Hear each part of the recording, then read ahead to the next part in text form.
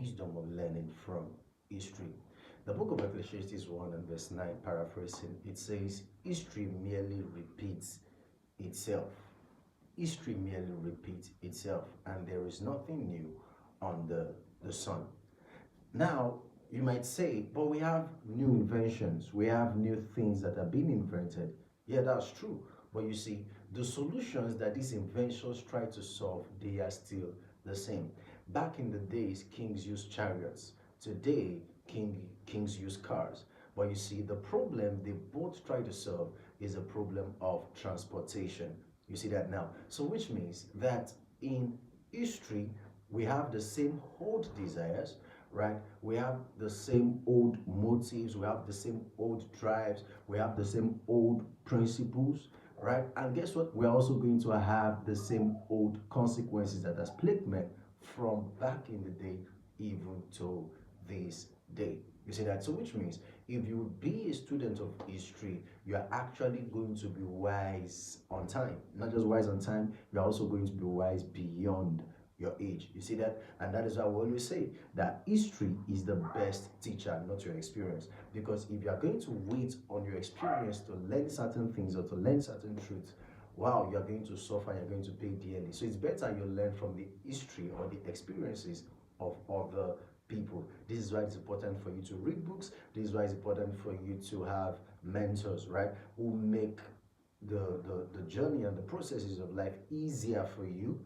from the lessons they've learned from their own experiences, which is now, history to you. Another thing you must also put into consideration is that history is a prophecy of the future. So which means from history we can see markers that point to the future. We can see events that has played out and certain core values, certain core actions that were taken by personalities and characters in those events. When we see them being repeated again, we can tell that history is being repeated. As in the words of an historian called Will Durant, he said that the present is the past rolled up for action, and the past is the present unrolled, right? The past is the present unrolled. So which means that the things you are doing today is what has actually been done someday. In other words, there was somebody in history who was in your exact position, even exact experiences, and had successes or failures. And if we check your life and we can see that you are making decisions like this other person made those same decisions, we can tell where you are going to end.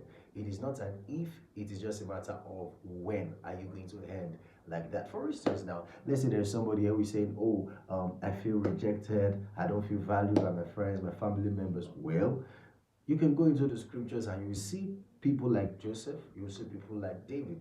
One was sold by his brother, the other one was totally forgotten by his father. Now, when it comes to the subject of learning from history, one of the major books I always recommend for everybody is the book called the Bible. Yes, the Bible. Why? Because the history of the Bible started earlier than any historical book and ended later than any historical book. For instance, no book in the world has the history of creation detailed like the Bible, and no book in the world tells us about the end of the age, the occurrences at the end of the age, like the Bible. No wonder the psalmist will say, I have more understanding, I have more intelligence, I have more wisdom, I am wiser than the ancients, I am wiser than my teachers, because your commandments, which are the words of the scriptures, they are my meditation. So you see, it's easy to learn from history than for you to learn from your own experiences. So I commend you today that if you have a Bible, you are blessed. And if you do read the Bible, you are more blessed. And if you read the Bible to live by the Bible,